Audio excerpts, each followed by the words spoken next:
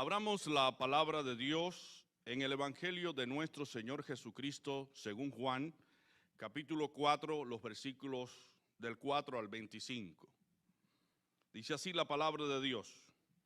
Cuando pues el Señor entendió que los fariseos habían oído decir, Jesús hace y bautiza más discípulos que Juan, aunque Jesús no bautizaba, sino sus discípulos, salió de Judea y se fue a la otra parte de Galilea.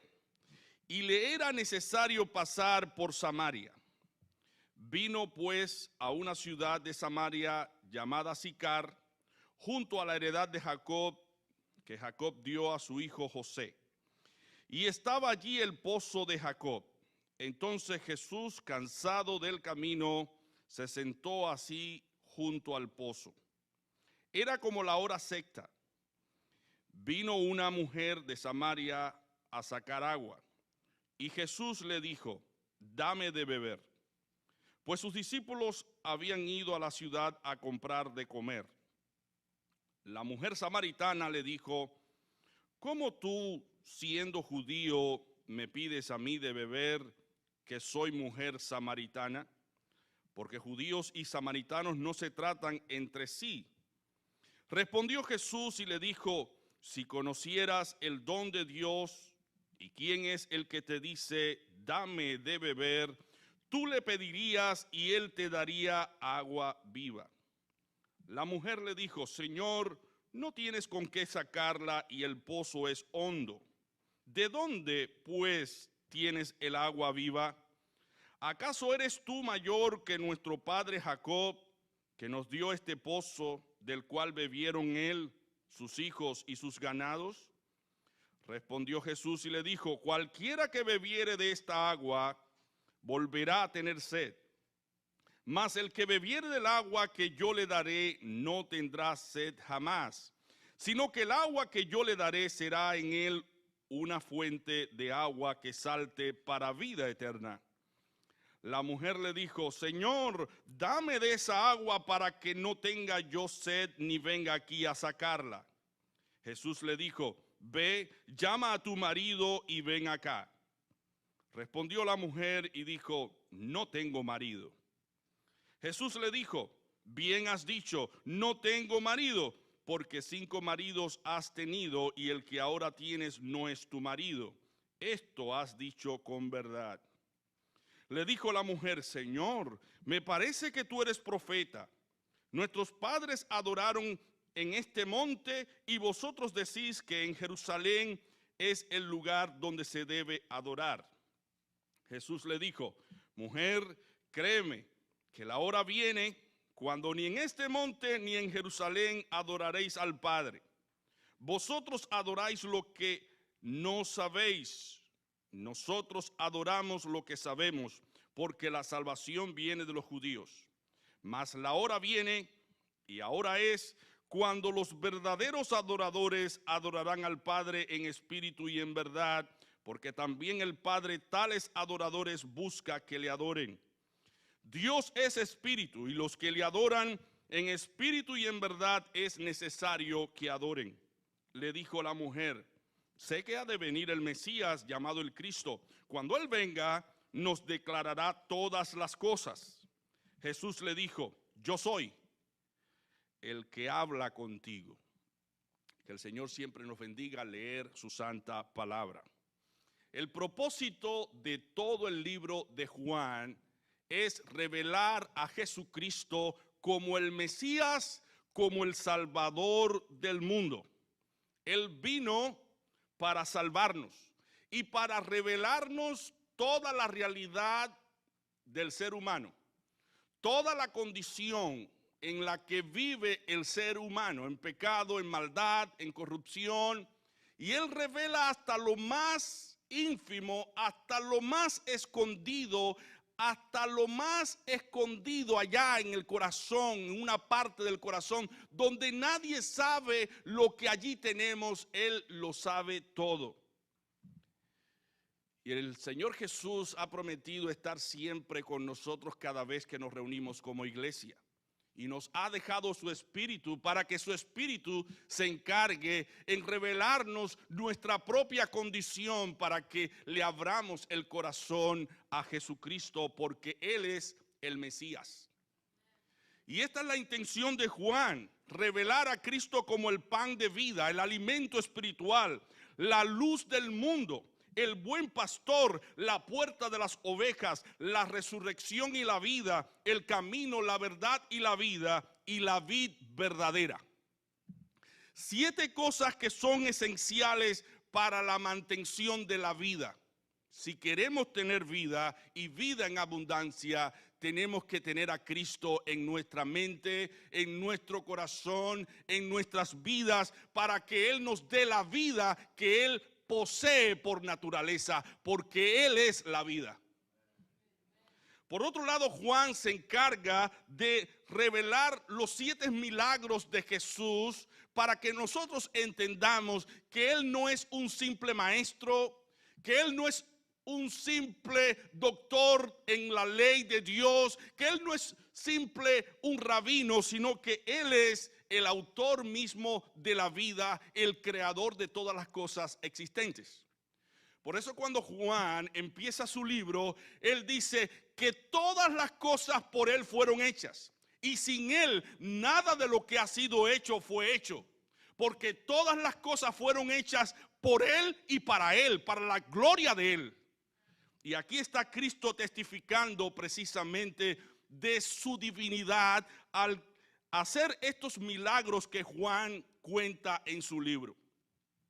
Cristo transforma el agua en vino, sana al hijo de un hombre noble, sana a un hombre paralítico, alimenta a una multitud de 5,000 personas, camina sobre las aguas, sana a un hombre ciego de nacimiento y resucita a Lázaro luego de 4 días de muerto.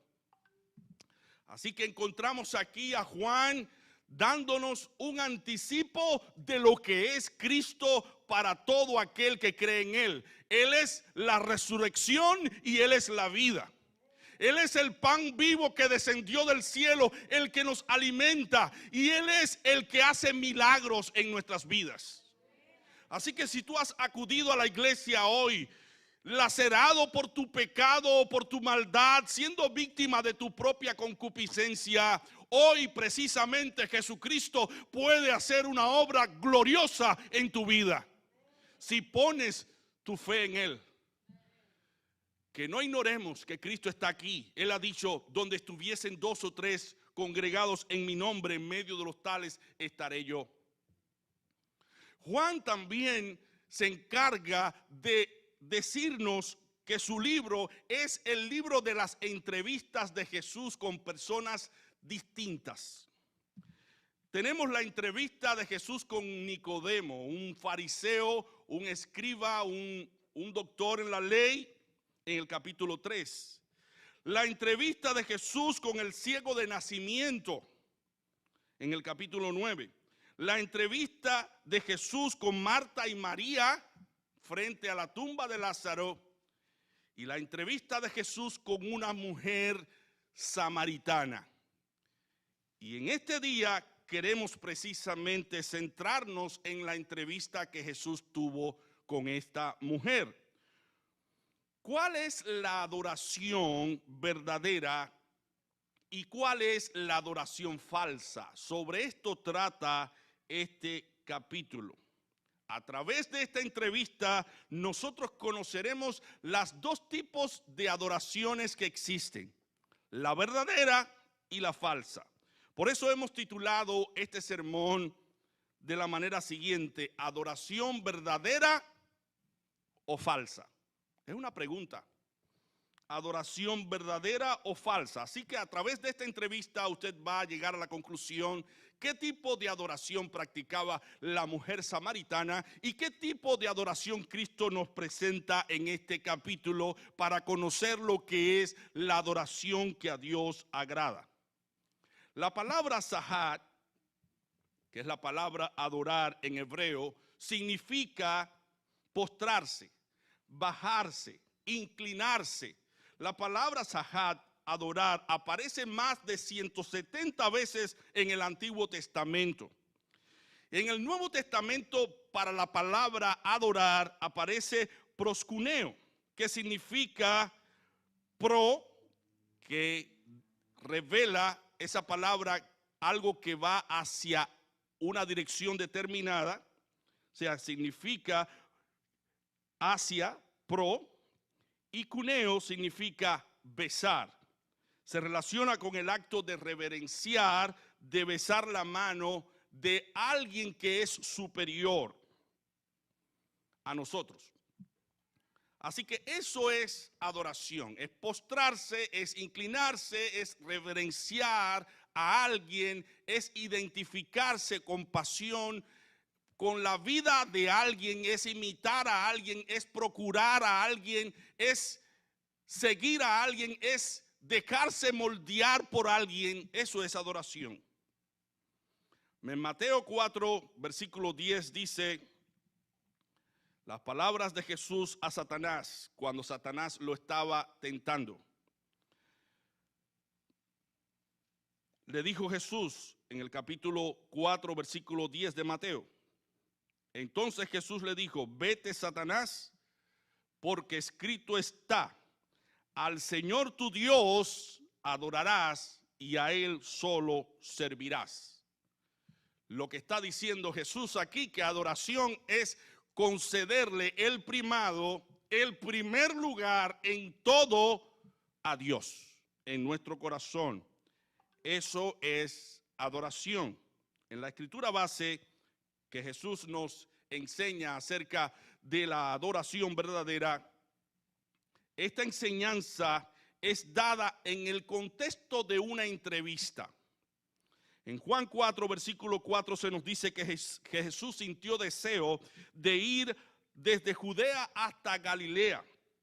Normalmente un judío habría preferido seguir una ruta más larga rodeando la ciudad de Perea con tal de evitar pasar por Samaria. Pero Cristo se propuso pasar por Samaria. Había una intención ya marcada. Cristo sabía que iba a tener una conversación especial con una mujer que ya a priori él conocía. Así que Jesús se sintió interesado en tener este encuentro con aquella mujer.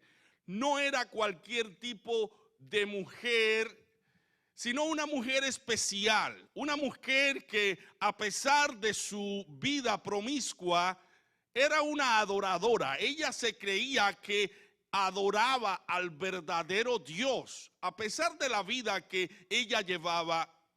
Ella llevaba también una vida religiosa. Ella llevaba dos tipos de vida, una vida inmoral y una vida religiosa. No sé cuántos de ustedes han visto esa realidad en nuestros días hoy, en que muchas personas que conocen a Dios prefieren ligar el mundo con las cosas divinas. Prefieren ligar las cosas del mundo con las cosas de la iglesia.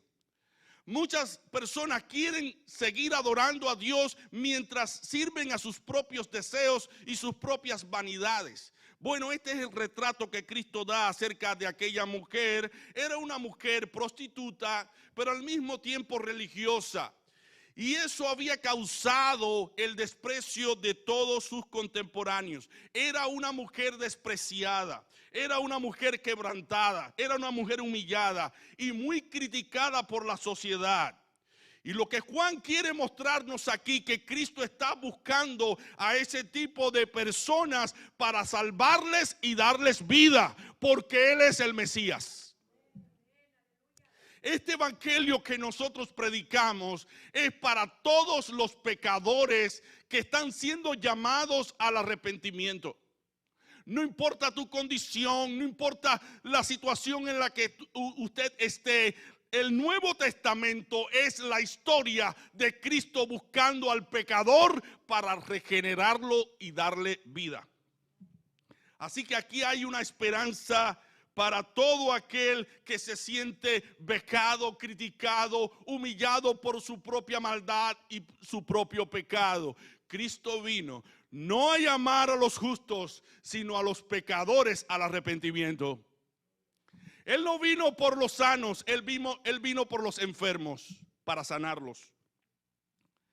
Pero esos enfermos no se sanan a menos que aquellos que ya hemos conocido al Señor vayamos en busca de ellos. Y Cristo aquí está diciendo de esta manera: ejemplos he dado.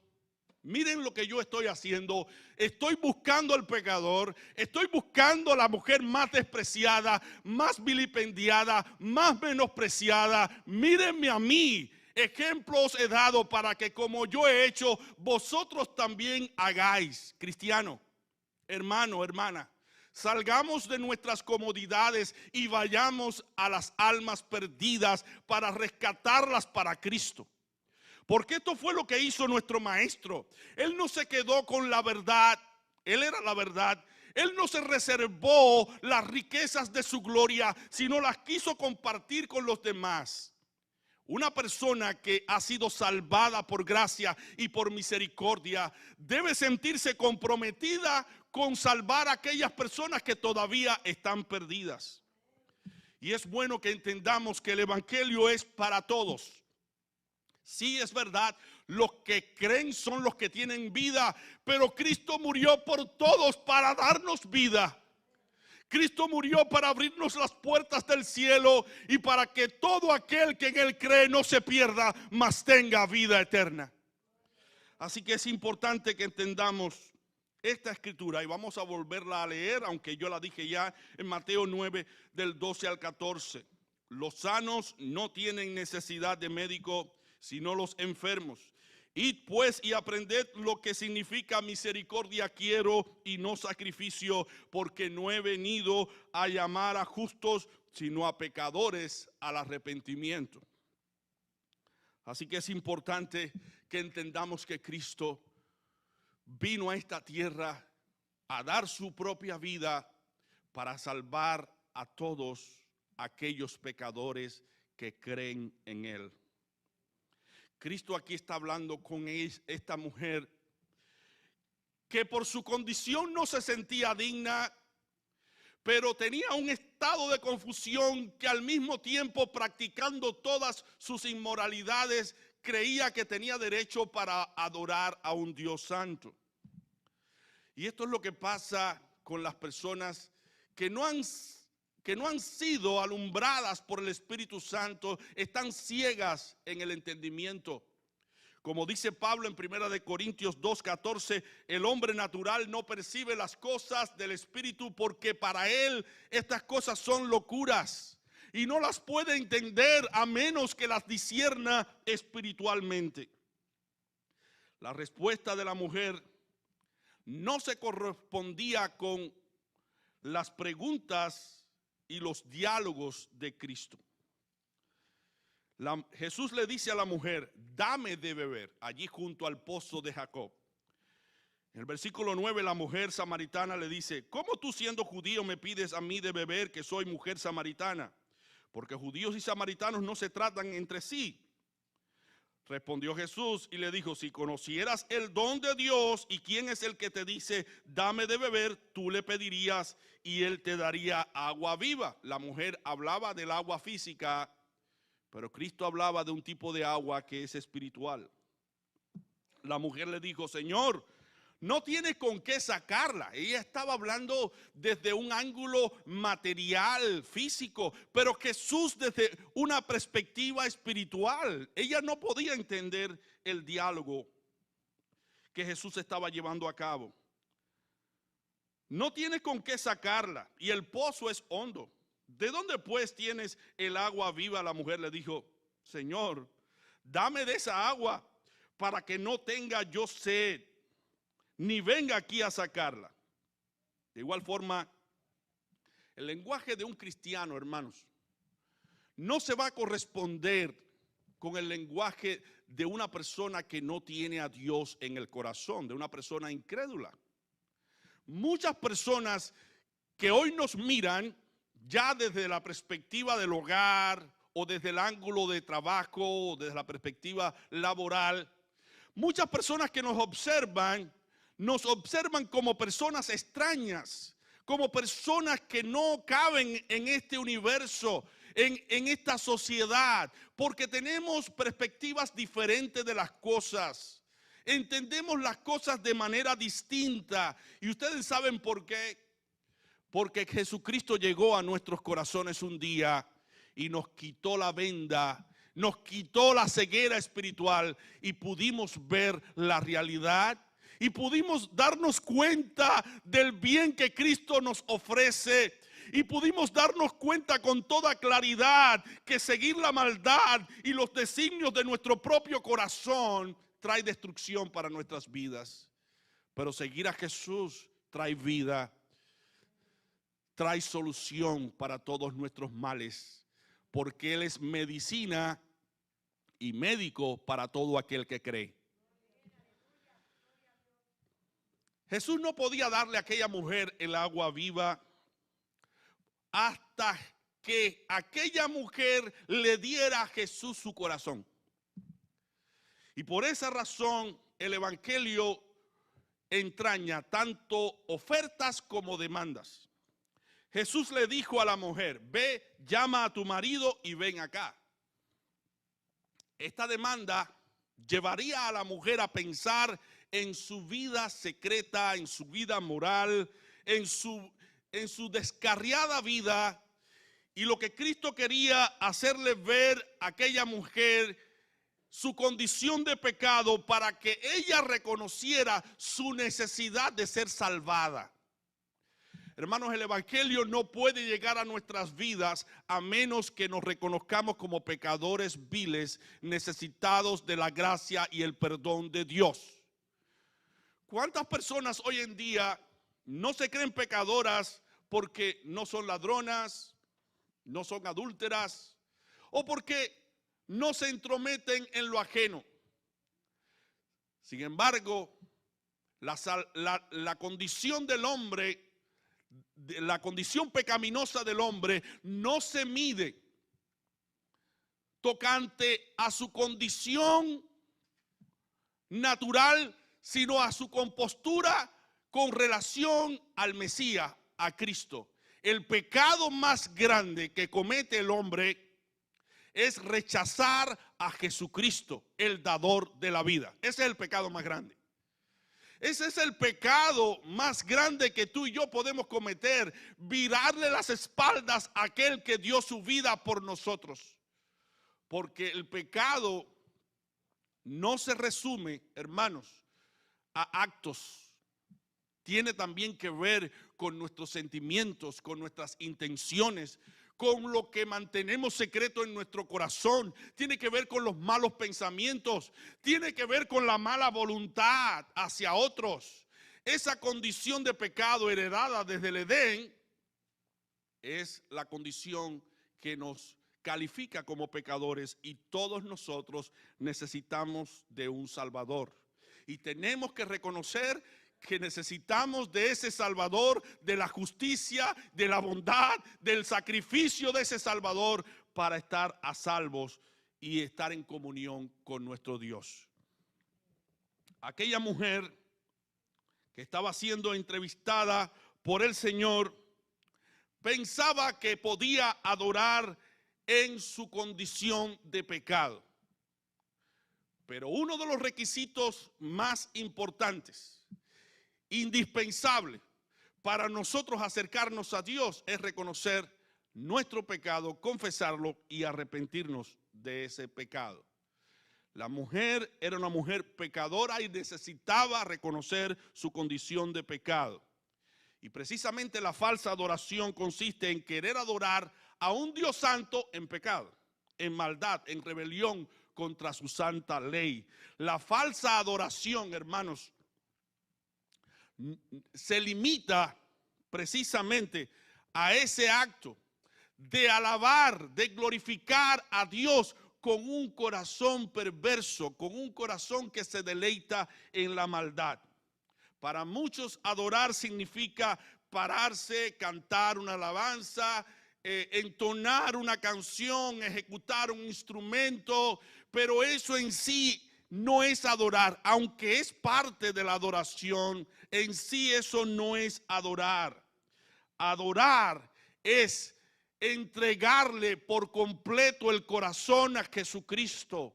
Es tu vida rendida a los pies de Jesucristo. Por eso dice el Señor en Juan 4 del 23 al 24, más la hora viene y ahora es cuando los verdaderos adoradores adorarán al Padre ¿en qué? En espíritu y en verdad, porque también el Padre busca tales adoradores para que le adoren. Dios es espíritu y los que le adoran en espíritu y en verdad es necesario que le adoren. Así que no es una simple oración o un simple barbuceo o una oración aprendida o un cántico aprendido o un alzar de manos o un arrodillarnos. Eso no es en sí la adoración. La adoración es algo mucho más profundo, es entregarle a Dios tu vida. Es vivir de tal manera para la gloria de Dios. Y eso es lo que la mujer samaritana y todos nosotros debemos conocer acerca de la adoración, porque hay muchos que adoran, pero no son verdaderos adoradores, porque además de ignorar la santidad de Dios y vivir en pecado, adoran objetos inanimados. Hasta este extremo ha llegado el hombre, a adorar esculturas de oro y de plata, a postrarse delante de esos objetos que ni ven, ni oyen, ni caminan, ni andan. Dice la Escritura, hablando de este particular en Salmo 135, del 15 al 18, los ídolos de las naciones son plata y oro, obra de manos de hombres. Tienen boca y no hablan, tienen ojos y no ven, tienen orejas y no oyen, tampoco hay aliento en sus bocas. Semejante a ellos son los que los hacen y todos los que en ellos confían. Hermanos, la mujer samaritana, muy probablemente, ella adoraba a Dios a través de esculturas, de estatuas. Ella concebía que era necesario adorar en cierto lugar para que Dios recibiera la adoración. Era una mujer confundida. Era una mujer que había centrado toda su esperanza en ídolos, en esculturas. Pero mira lo que dice la palabra de Dios. Esa no es la verdadera adoración, porque esas piezas, aunque tienen ojos, no ven. Aunque tienen manos, no palpan. Aunque tienen pies, no pueden caminar. Aunque tienen boca, no pueden hablar. ¿Por qué centrar nuestra esperanza en algo que no puede darnos vida? ¿Y por qué rechazar al autor de la vida que se nos ofrece y nos está diciendo: vengan a mí los que estáis trabajados y cargados, que yo os haré descansar? Si alguno tiene sed, venga a mí y beba. Esta mujer era una adoradora insatisfecha. Su primera inquietud era calmar su sed en el pozo de Jacob, mas el Señor le dice de esta manera: cualquiera que bebiere de esta agua volverá a tener sed, mas el que bebiere del agua que yo le daré no tendrá sed jamás, sino que el agua que yo le daré será en él una fuente de agua que salte para vida eterna. En Juan 4 del 13 al 14. Así que los falsos adoradores buscan por todas partes algo que calme su sed espiritual, pero cualquiera que bebiere del agua de la idolatría, del agua de los ritos religiosos, del agua de los deleites de sus propios pecados, volverá a tener sed. Si estás cifrando tu esperanza en tus propios deleites de pecado, Lo que el Señor está diciendo aquí es que vas a volver a tener sed de pecado, de maldad, que nunca vas a saciar tu sed por conocer y experimentar cosas nuevas, y vas a llegar hasta tu propia destrucción, porque el ojo y el corazón no se cansa de mirar y de desear. La mujer samaritana bebió del agua de su primer marido, del agua de su segundo marido, de su tercer marido, de su cuarto marido, de su quinto marido, y todavía tenía una sed insaciable de pecado y maldad. Y lo que Cristo le está diciendo: si tú bebes de esta agua, nunca más vas a tener necesidad de beber agua. De esa agua de maldad y de pecado, tú no vas a tener necesidad de estar con una botella de ron, de estar con una mujer que no es tu propia mujer, de estar de fiesta en fiesta buscando sentir alivio para tus penas, refugiándote en la bebida para borrar de tu mente todos los problemas. Tú no vas a tener necesidad de estas cosas, porque Jesucristo basta. Él es el agua de vida que sacia nuestra sed. Aquella mujer, aparte de ser una mujer insatisfecha, era una mujer equivocada. Estaba frente a dos pozos: el pozo de Jacob y el pozo de aguas vivas, que es Jesucristo. Jacob significa engañador. El pozo de Jacob no podía satisfacer a aquella mujer, porque el pecado no satisface. Pero aquella mujer iba al pozo de Jacob buscando el agua física, pero Jesús le está ofreciendo un agua superior, el agua espiritual. El Mesías estaba delante de ella, y ella no se daba cuenta que el Mesías estaba allí precisamente para calmar su sed espiritual. Ella dice: sé que ha de venir el Mesías llamado el Cristo. Cuando Él venga, nos declarará todas las cosas. Jesús le dice: yo soy el que habla contigo. Así sucede con los falsos adoradores. Ellos no se dan cuenta que esas piezas y esas esculturas de yesos no tienen vida y que no pueden resolver sus problemas, que solamente Jesucristo puede ayudarles en su necesidad. Ellos no se dan cuenta de esa realidad. Ignoran a Dios y se refugian en ídolos y en esculturas. Solo Dios merece ser alabado y solo Dios merece ser glorificado. Por eso dice el Señor: al Señor tu Dios adorarás y a Él solo servirás. Aquella mujer estaba equivocada, pero también era una mujer egoísta. Ella creía que con un cubo y unos metros de soga todo estaba resuelto. Sin embargo, hay problemas que no pueden ser resueltos con ningún recurso material. Cristo tenía algo más especial para ella: agua espiritual.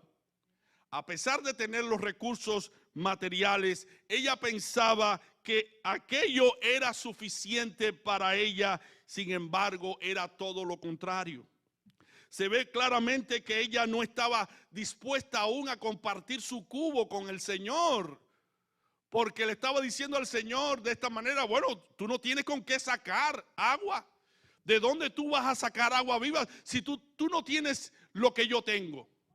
Hermanos, muchas veces el hombre manifiesta esta condición de pecado que llamamos egoísmo, y no quiere compartir lo que tiene porque piensa que él es el autor de sus propios recursos. Y hermanos, todo proviene de la mano de Dios. Todo viene de la bondad de Dios y de la misericordia de Dios. ¿Qué tenemos nosotros que no hayamos recibido? Y precisamente cuando uno está alejado de Dios, del verdadero Dios, tiene su corazón lleno de egoísmo, lleno de avaricia, lleno de orgullo, lleno de vanidad. Y así estaba el corazón de aquella mujer. Un corazón egoísta. Ella no quería compartir su cubo con Jesús. Pero no solamente aquella mujer tenía esta condición de egoísmo, también muchos cristianos hoy en día le piden al Señor: Señor, dame una casa, Señor, dame un carro, Señor, dame un negocio, Señor, hazme prosperar. Y el Señor les da todo lo que están pidiendo, se lo está dando al Señor. Pero cuando el Señor le pide a cambio algo lo que Él le ha dado, algo de lo que Él le ha dado a estas personas, empiezan los peros, empiezan las excusas, empiezan los pretextos. Señor, dame un hijo porque no puedo quedar embarazada, y mira, te lo voy a dedicar a ti, Señor. Pero cuando viene el hijo, ya se está pensando en otra cosa, se está teniendo otro plan. Y mi hermano, Dios que está aquí presente sabe todas las oraciones que nosotros hemos elevado a Él y todas las promesas que hemos hecho en su presencia. Y Él está mirando si en verdad nosotros tenemos un corazón agradecido. Dios no quiere egoísmos. Dios no quiere un espíritu egoísta en su pueblo. Dios quiere que todos compartamos lo que tenemos con los demás, porque todo lo que hemos recibido, lo hemos recibido por gracia. Y si lo hemos recibido por gracia, debemos también darlo por gracia. Mira la necesidad de tu prójimo. Mira la necesidad de tu familia. Piensa en los tuyos antes de pensar en ti. Porque realmente dice la Escritura que el que no provee para su casa es peor que un incrédulo y ha negado la fe. No, pero si yo me quiero comprar este carro del año. Sí, pero si te vas a comprar este carro del año, vas a dejar sin comer a tu propia familia. No porque yo quiero esto, quiero aquello, pero piensa en los tuyos. ¿Cuántas necesidades tienen los que te rodean? Y mi hermano, Dios nos está enseñando que la verdadera adoración consiste precisamente en compartir lo que nosotros tenemos con otros. Porque un corazón agradecido que da es un corazón adorador. Esta mujer era una adoradora contenciosa. Aparte de tener su corazón lleno de egoísmo, era una mujer contenciosa. Le gustaba discutir. En el versículo 20 del capítulo 4 de Juan, dice la mujer: nuestros padres adoraron en este monte y vosotros decís que en Jerusalén es el lugar donde se debe adorar. Y ya ella estaba como replanteando una discusión con Cristo para debatir si era necesario con relación a los conceptos que tanto judíos como samaritanos tenían. Pero Jesús no estaba allí para discutir. Jesús estaba allí para darle vida a aquella mujer. Aquella mujer estaba llena de contención. Bueno, en la palabra de Dios en Génesis, capítulo 26, del 13 al 22, aparecen varios pozos. El pozo Esek, que significa contención, el pozo Signa, que significa enemistad, y el pozo Rehobot, que significa lugares amplios y espaciosos. Los falsos adoradores beben del pozo de Esek y de Signa, porque adoran con un corazón lleno de contienda y de enemistad. Las personas que adoran al falso Dios, al enemigo, al adversario, son personas que siempre están con un corazón lleno de contención y de enemistad. Pero dice Pablo en 1 de Timoteo 2, versículo 8: quiero pues que los hombres oren en todo lugar, levantando manos santas sin ira ni contienda.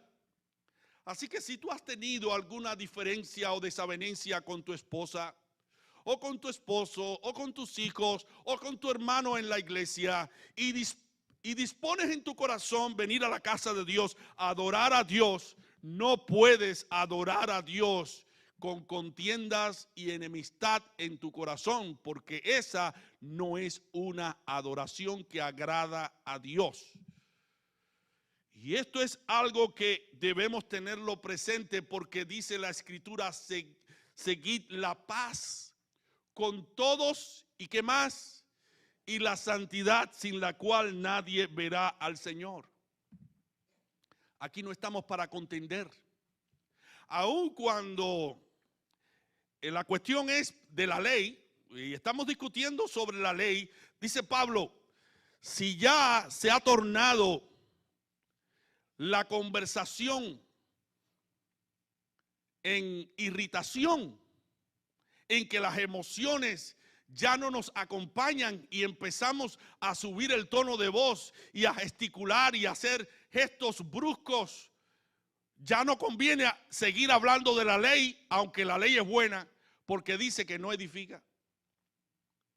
Así que es importante que nosotros los cristianos entendamos que adoramos a un Dios de paz y debemos vivir en paz los unos con los otros. Debemos beber del pozo de Rehoboth. Estos son los que viven en paz y por eso se sienten como las personas que moran en lugares espaciosos y amplios. Aquí hay mensaje para todos, hermanos, para todos los creyentes, con contención en el corazón, con enemistad en el corazón, no se puede adorar al verdadero Dios. Dice Pablo en Romanos 12:18, si es posible, en cuanto dependa de vosotros, estad en paz con todos los hombres. Pero también aquella mujer era una mujer ignorante, una adoradora ignorante. Aparte de ignorar la salvación, que la salvación venía de los judíos, aquella mujer no sabía lo que estaba adorando ni conocía la verdadera razón de la enemistad de ambos pueblos. Los falsos adoradores ignoran el significado espiritual de las escrituras. Y es importante que nosotros entendamos lo que dice la escritura en la santa ley de Dios. No pondrás ídolos, dioses delante de mí. No tendrás, ¿qué cosa? Dioses ajenos delante de mí. Nadie puede estar delante de mí. Yo soy el primero. Yo tengo que ser el primero. Otra persona, otra escultura, otro ídolo, otra figura no puede reemplazar lo que yo soy para ustedes. Yo provengo de un país donde se le rinde tributo a San Lázaro, un personaje ficticio de la parábola de Jesús. El 17 de diciembre, usted puede ver una gran procesión allí en La Habana, en la capital cubana. Los peregrinos y devotos a San Lázaro caminan 4 kilómetros desde el Capitolio de la ciudad hasta el Rincón, un lugar donde está el santuario, la estatua de San Lázaro. No se permiten vehículos porque son miles y miles de personas caminando en dirección a la iglesia católica donde está allí la figura de San Lázaro. Se ven muchas personas que pagan promesas hechas al ídolo. Algunos incluso van caminando de rodillas. Otros arrastran una piedra atada con una cadena. Otros se visten con tela de saco hechos de fibras rústicas. Aunque la mayoría simplemente camina hasta la iglesia para escuchar la misa, hacer una promesa, agradecer, según sea el caso. Es muy interesante porque en los fieles y devotos a San Lázaro se aprecia el sincretismo religioso en el país, mezcla del catolicismo con las religiones afroamericanas. Ya en la iglesia, al entrar y llegar hasta la imagen de San Lázaro, es una odisea porque todo el mundo está allí arrastrándose por el suelo, mucha gente haciendo promesas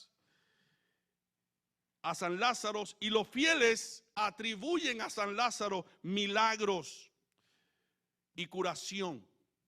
Y sin embargo, lo que están adorando es una escultura hecha por las manos de los hombres. Si ellos supieran en verdad que la figura que ellos están adorando allí es una figura ficticia, una figura de la parábola de Cristo, pero que nunca existió en la realidad, no estarían confundidos de la manera que están confundidos. Pero sin embargo, hermanos, muchas personas hoy están adorando aquello que no es Dios y están equivocadas. También aquella mujer era una adoradora en pecado. La mujer samaritana estaba llena de pecados. 5 hombres habías tenido y el que tenía en ese momento no era su marido. Estaba metida en la depravación más audaz, más profunda. Estaba allí pensando que con su compostura religiosa podía agradar a Dios, pero en pecado. Pero dice la Escritura, no adulterarás. Ella estaba ignorando este aspecto de la ley. Pero Dios busca adoradores que le adoren, no en pecado, sino en santidad. Dios pide de su iglesia, de su pueblo, santidad. Dios pide pureza de corazón. Dios pide en primera instancia que tú y yo, al reconocer nuestros pecados, vengamos a Él en arrepentimiento y fe. Y nos volvamos a Dios, porque este acto de arrepentimiento es el primer acto de adoración que podemos darle a Dios. Quizás tú no puedas darle a Dios otra cosa que tu arrepentimiento en estos momentos. Pero mira, ese acto de arrepentimiento es un acto de adoración que Dios recibe. Porque es agradable a sus ojos. Ve, le dice Jesús, llama a tu marido y ven acá. Respondió la mujer y dijo, no tengo marido. Jesús le dijo, bien has dicho, no tengo marido, porque 5 maridos has tenido y el que ahora tienes no es tu marido. Esto has dicho con verdad. Le dijo la mujer, Señor, me parece que tú eres profeta. Otro caso parecido fue el caso de Natanael. Cuando Jesús ve a Natanael le dice, he aquí un verdadero israelita en el cual no hay engaño. Le dice Natanael, ven acá, ¿de dónde tú me conoces? Dice el Señor, cuando tú estabas debajo de la higuera, yo te vi. Fíjense que la expresión aparece en Juan 1 del 48 al 49. ¿De dónde me conoces? Respondió Jesús y le dijo, antes que Felipe te llamara, cuando estabas debajo de la higuera, te vi. Respondió Natanael y le dijo, Rabí, tú eres el Hijo de Dios, tú eres el Rey de Israel. El mismo Juan dice en Juan 2:25 que Jesús no tenía necesidad de que nadie le diese testimonio del hombre porque él sabía lo que había en el hombre. Así que no podemos ignorar el hecho de que la persona a la cual adoramos conoce la verdad de nuestra propia condición. Dios sabe cuando yo levanto mis manos, cuando yo alabo, cuando yo le sirvo. Dios sabe cuál es el estado, la condición de mi vida espiritual. Y Cristo aquí nos está demostrando que Él sabe todas las cosas. Y Él ve cuando la adoración es una adoración verdadera. Ahora, por último, aquella mujer tenía una adoración que era intelectual. Dios no quiere una adoración intelectual, porque aquella mujer empezó a discutir acerca de dónde, en qué lugar se debía adorar. Tenía un conocimiento intelectual de la adoración, pero no un conocimiento verdadero, genuino de la adoración. Por eso Cristo le dice, mas la hora viene y ahora es cuando los verdaderos adoradores adorarán al Padre en espíritu y en verdad. Mi hermano, no importa que desde Génesis hasta Apocalipsis tengamos un conocimiento intelectual de lo que es la voluntad de Dios, si ese conocimiento intelectual no pasa a nuestro interior, a nuestro corazón, de nada nos vale el conocimiento de la palabra de Dios. Porque no nos podemos beneficiar del conocimiento porque no es aplicado a nuestras vidas. Y Dios quiere que apliquemos su palabra a nuestras vidas. Pero primero, que dispongamos nuestro corazón para adorarle en espíritu, que es lo primero que el Señor dice aquí, que es la adoración. Si la adoración es en espíritu, ya no es física, es espiritual. Tiene que ver con nuestros pensamientos, tiene que ver con nuestra voluntad, tiene que ver con nuestras intenciones. Es espiritual, no es física, no es material. Tiene que ser espiritual. Dice Primera de Pedro 2:5, vosotros también como piedras vivas, sed edificados como casa espiritual. Tú eres la casa espiritual donde Dios mora. Tu alma, tu espíritu. Esa parte que no se ve pero que siente. Esa parte que puede experimentar. Porque yo no puedo tocar mis pensamientos, pero sí puedo sentirlos. No puedo tocar mis emociones, pero sí puedo sentir mis emociones. Bueno, desde allí es que tenemos que servir a Dios en espíritu. No son sacrificios de animales o comidas o frutas o vasos de agua que se pone delante de un altar. Eso no es adoración. La verdadera adoración es un espíritu quebrantado, un espíritu humillado en la presencia de Dios, reconociendo que somos indignos y que necesitamos de la gracia de Dios. No es una oración física, sino más bien espiritual del alma.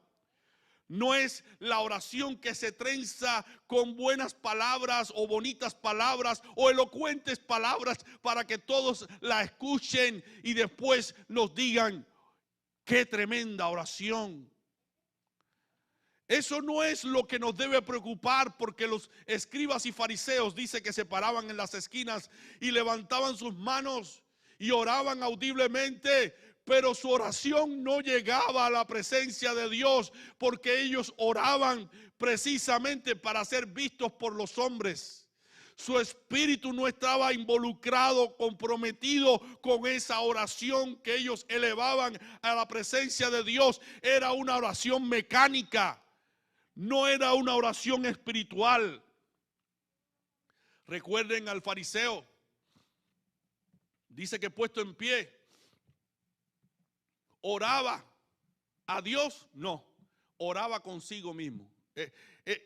Él se recreaba en sus palabras. Se gustaba a sí mismo cuando él oraba. Porque no oraba a Dios, oraba consigo mismo. Pero mira cómo oraba él, con un corazón lleno de maldad y de desprecio para aquel publicano que estaba a su lado. Porque se sentía orgulloso por lo que él era y por lo que él hacía.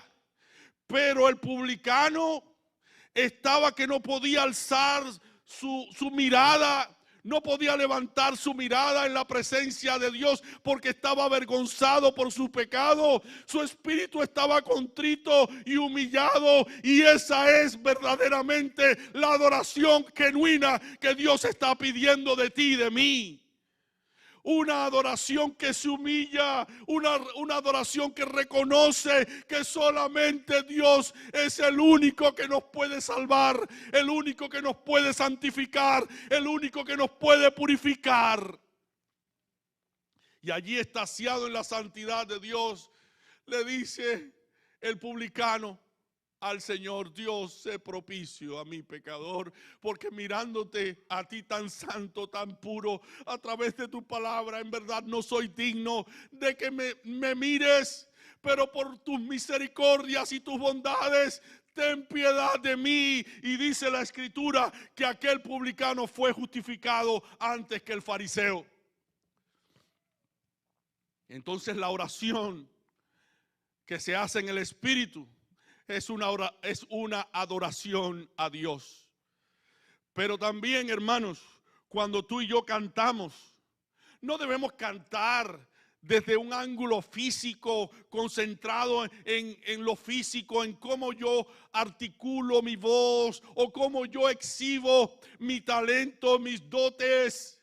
Eso no es importante cuando estamos en la casa de Dios. Si es verdad que debemos hacerlo con con precisión, con la mejor excelencia posible, pero al estar en la casa de Dios, mi alabanza debe ser una alabanza espiritual que suba a la presencia del Señor, porque yo no soy el centro de la alabanza, sino Dios es el único que merece ser alabado y que merece ser glorificado. Por eso dice Pablo en Efesios 5:19, hablando entre vosotros con salmos, con himnos y cánticos espirituales, cantando y alabando al Señor en nuestros corazones. No son cánticos con ciertos ritmos para mover el cuerpo y danzar en la presencia de Dios, porque eso alebresta nuestras propias pasiones y nuestras propias tendencias humanas. Pero cuando adoramos a Dios en espíritu, el Señor toma esa alabanza como una verdadera adoración a Él. Pero debemos hacerlo también en verdad. Debemos hacerlo conforme a las Escrituras. Eso significa adorar a Dios según lo que Él mismo ha decretado y ha puesto en su palabra. Hay quienes creen que adorar a Dios poniéndole flores o velas o vasos de agua es lo correcto, pero nada de eso ha sido prescrito en la palabra de Dios. Hay otros cuya adoración busca emociones, saltos, gritos, movimientos, buenos ritmos de tambores y batería, buenos sonidos en el piano, para sentir la presencia de Dios a través de estas cosas. Pero dice la Escritura, en el antiguo pacto, que Dios había prohibido la levadura como la miel. La levadura significa el pecado y la miel significa contentarse humanamente con algo en lugar de contentarse con Dios mismo. Muchas veces nosotros podemos estar adorando, pero podemos estar extasiándonos en nosotros mismos y no en Dios, porque nuestras emociones nos engañan. Entonces, en el antiguo pacto, dice la Escritura, en Levítico 2, del 11 al 18, que ninguna ofrenda debía ser ofrecida a Jehová con levadura, porque de ninguna cosa leuda ni de ninguna miel se ha de quemar ofrenda para Jehová. Como ofrenda de primicia la ofreceréis a Jehová, mas no subirán sobre el altar en olor grato. Mi hermano, yo no necesito del piano, yo no necesito de la batería, no necesito que hayan ciertas condiciones materiales y físicas en la iglesia para yo sentir la presencia de Dios. Se puede sentir la presencia de Dios sin música, alabando y glorificando el nombre del Señor, pero lo importante es que tu espíritu esté de rodillas ante la presencia de Dios, confesando su nombre. Y cuando tú estés cantando o alabando algún himno, diciendo o expresando algún himno que trata acerca de la adoración, de la santidad, de la pureza, tú le estás diciendo al Señor: Señor, purifica mi corazón. Si estás cantando una alabanza que habla acerca de la limpieza, tú estás diciéndole al Señor: Señor, limpia mi corazón, lávame en tu sangre preciosa, porque es esa la verdadera adoración que Dios está pidiendo de ti y de mí. Es un corazón involucrado, una mente rendida, un corazón rendido a los pies del Señor. Dice el Salmo 29, del 1 al 2. Tributad a Jehová, oh hijos de los poderosos, dad a Jehová la gloria y el poder, dad a Jehová la gloria debida a su nombre, adorad a Jehová en la hermosura de la santidad. Debemos adorar a Dios en la hermosura de la santidad. Anhelar la santidad de Dios, anhelar la pureza de Dios. Dios, hazme santo. Porque dice la palabra: sed santo porque yo soy santo. Hay una demanda espiritual en la palabra para todo aquel que se allega a Dios. Esa demanda, Él dice: santidad, santidad a Jehová. Un adorador falso vivirá siempre insatisfecho, como la mujer samaritana, buscando saciar su sed en el placer del pecado y el mundo. Un adorador falso estará siempre equivocado en su modo de adorar por no tener en cuenta la santidad de Dios. y lo que está expresado en su santa ley. Un adorador falso se dejará arrastrar por la avaricia y los pleitos, las enemistades, las discusiones, en lugar de vivir en paz con Dios y con los hombres. Un adorador falso podrá hasta conocer intelectualmente la Biblia, pero al mismo tiempo ignorarla en su modo práctico. Un adorador falso siempre buscará el modo de seguir a Dios sin tener que abandonar el pecado. Pero mi amigo, mi hermano, no podemos adorar a Dios sin arrepentirnos de nuestros pecados y poner la fe en Jesucristo, que es el Mesías que ha venido para santificarnos y salvarnos. Si queremos tener vida, debemos dejar que aquello que nos hace infelices, que es el pecado, y debemos nosotros estar dispuestos a hacer la voluntad de Dios, porque esta es la expresión más sublime de adoración para Dios. Dice 1 de Pedro 1, del 14 al 16, como hijos obedientes, no os conforméis a los deseos que antes teníais estando en vuestra ignorancia, sino como aquel que os llamó es santo, sed también vosotros santos en toda vuestra manera de vivir. Porque escrito está, sed santos porque yo soy santo. Dice la letra de un himno, yo quiero ser un adorador, contemplar la hermosura de tu santidad, adorarte en espíritu y en verdad. Yo quiero ser un adorador. Esto es posible, hermanos, si nosotros nos rendimos a los pies de Cristo. No asumas que la adoración es simplemente pararse a cantar o pararse a orar o arrodillarse a orar a Dios. Es más que eso. Adoramos cuando ofrendamos y diezmamos de nuestro tiempo a Dios.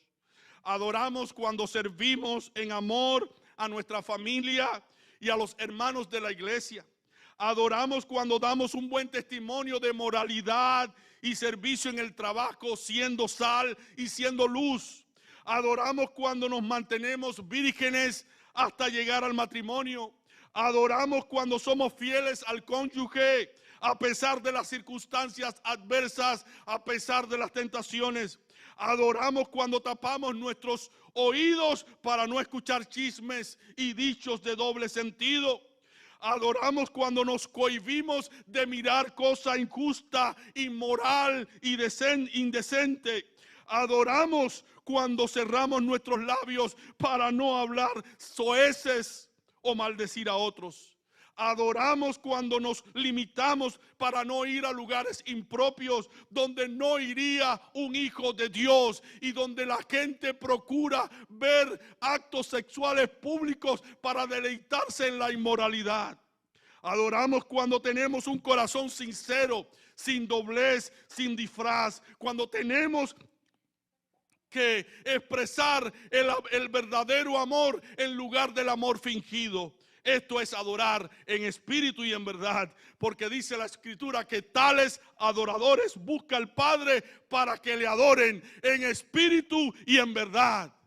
Que tú y yo digamos como David, en mi corazón he guardado tus dichos para no pecar contra ti. La verdadera adoración, hermanos, tiene que ver con una relación total, con un rendimiento total a Jesucristo. Nuestros afectos, nuestra voluntad, nuestros pensamientos deben estar alineados con la voluntad de Dios, donde Dios ocupa el primer lugar, donde Dios no es un plato de segunda mesa, donde Dios ocupa el primer lugar y donde todas las decisiones que nosotros tomamos giran alrededor de la santidad y la voluntad de Dios. Adoración insatisfecha, adoración egoísta, adoración contenciosa, adoración ignorante, adoración en pecado, adoración intelectual. Dios no quiere. Dios quiere una adoración en espíritu y en verdad. ¿Quieres tú ser un buen adorador? ¿Quieres tú sentir el consuelo del Padre, que eres recipiente de la gloria de Dios? Mira lo que la palabra de Dios dice en Isaías 66, del 1 al 2.